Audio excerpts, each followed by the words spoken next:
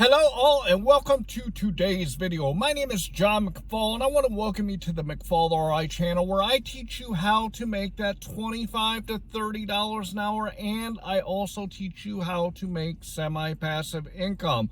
Today I want to talk to you about 4 different things that can get you deactivated on these platforms so that you can keep yourself from running into a situation where you face deactivation, because it's very hard to get back on if you get deactivated.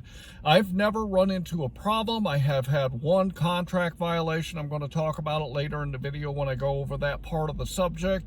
But I have been out here doing food delivery for a long time. I've got almost 3,500 deliveries under my belt, and I have never faced deactivation at all.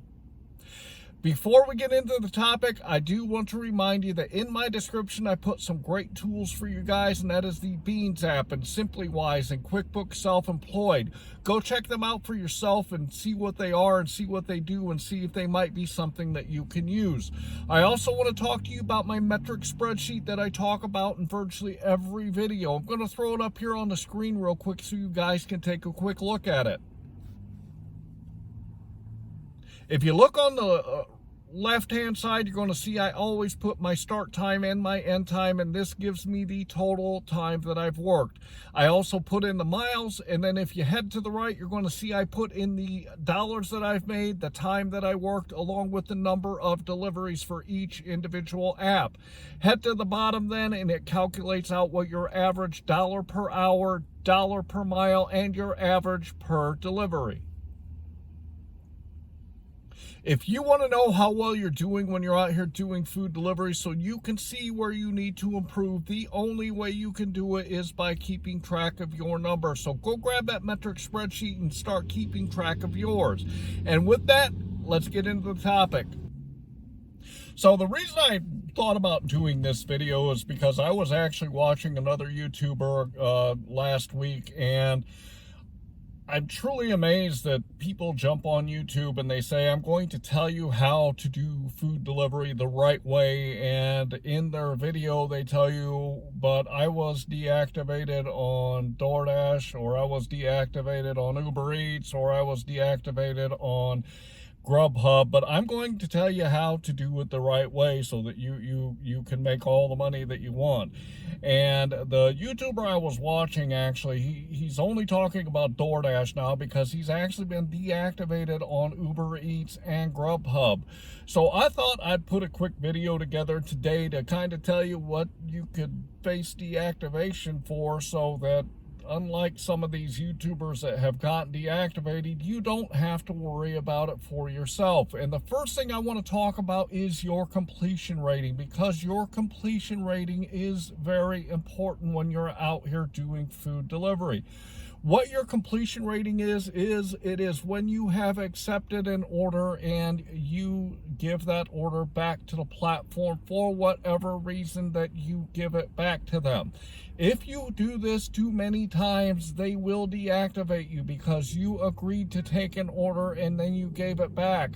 So completion rating on DoorDash, I know specifically that you should keep it above 80%, and Grubhub and Uber Eats does not tell you what your completion rating is. I will tell you that they do watch it though, and they do keep track of it, and just because they don't show you the numbers, if you got a low completion rating on any of these platforms, you could face deactivation for having a low completion rating. In my almost 3,500 deliveries, I have had one time where one customer said that I did not deliver the food to them when I had accepted an offer and did the delivery. I took pictures of it. I had documentation, and as soon as the customer said something to me that they didn't get their food, I immediately got on the horn. This happened to be Uber Eats that it was on, but I immediately got in touch with the platform and said, this is incorrect. I delivered it, and you saw the picture where I had it in front of their door. And this is the only time I have ever run into a situation where a customer said I did not deliver their order. So one thing that you you need to keep in mind when you're doing food delivery is if you are delivering food to the wrong addresses and or you're actually keeping the orders that you are picking up from the restaurants and telling the platforms that you did deliver it when you actually didn't, this can cause you a lot of problems on the platforms, and they will deactivate you if you have too many deliveries where people have said you have not delivered the food. They will give you a little bit of a break if you have, a very minimal amount of this going on, but you don't know what that amount is, and you could be deactivated for just one missed delivery. So make sure that you are always delivering the food that you pick up. Also, make sure that you are documenting with pictures, especially on Leave It at the Door. If you document with pictures that you have dropped that food off at the customer when you say that you did. Also, keep in mind that the apps know where you are when you are out doing food delivery. It's right there on your phone when you're making a delivery. They know exactly where you are, and if you have not gone to the address and dropped the food off, they have a pretty good indication of that because your little blip on their map didn't go to the customer's house. So make sure that you're always delivering the food that you pick up to the customers. So I told you at the beginning of this video that I have had one contract violation in all of my deliveries that I've done, and this actually wasn't even my fault. I got a contract violation for being extremely late when I had a delivery. It was in July, and I had gone to the restaurant, and I actually clicked that I had arrived at the restaurant, and the restaurant took a very long time to get me the order. Something glitched in the app, and by time I delivered that order to the customer, the app came up with, you have a extremely late delivery, and I had never had one before. So the first thing I did was I got on the phone with a customer service rep. This time it was DoorDash that I had this happen, and I said I was at the restaurant and it took them a long time to get me the order, and that is why I was extremely late. It was not my fault. They said, thank you for letting us know that, and we will take care of it. Sounded like that they were going to take the violation off, and they ended up not taking the violation off. So if you have multiple violations for being extremely late, you can get deactivated from these platforms. So make sure that you don't run into a problem with being extremely late to dropping off the orders that you're picking up. And on the apps, I believe it's after 100 deliveries that violation will fall off. So make sure that you keep track of it. If you have any violations, just understand that it's going to be there a while and it might take a while to fall off. But just make sure you're not getting a whole lot of violations, especially for being extremely late. The fourth and the final one that I want to talk to you about is using somebody else's account or letting somebody else use your account to go out and do food delivery.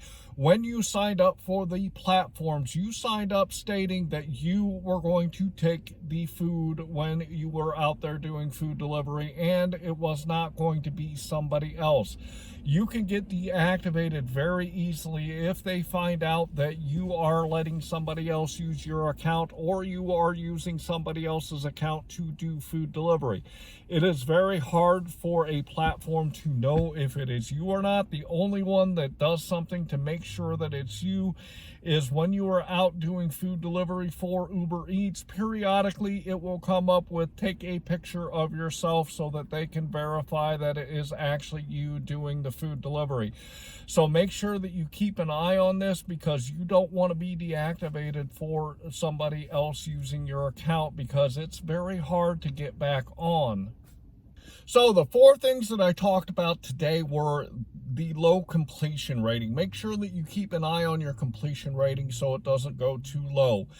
Also, not delivering the food to the customers can get you deactivated, so make sure you're always dropping the food off and documenting that you've dropped it off.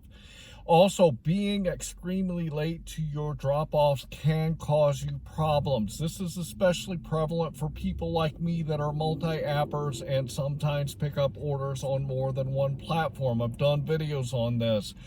And then finally, using somebody else's account to do food delivery or letting somebody do food delivery on your account is a no-no. So I really helped you today understanding what can get you deactivated. These are some of the most common ones that people get deactivated for.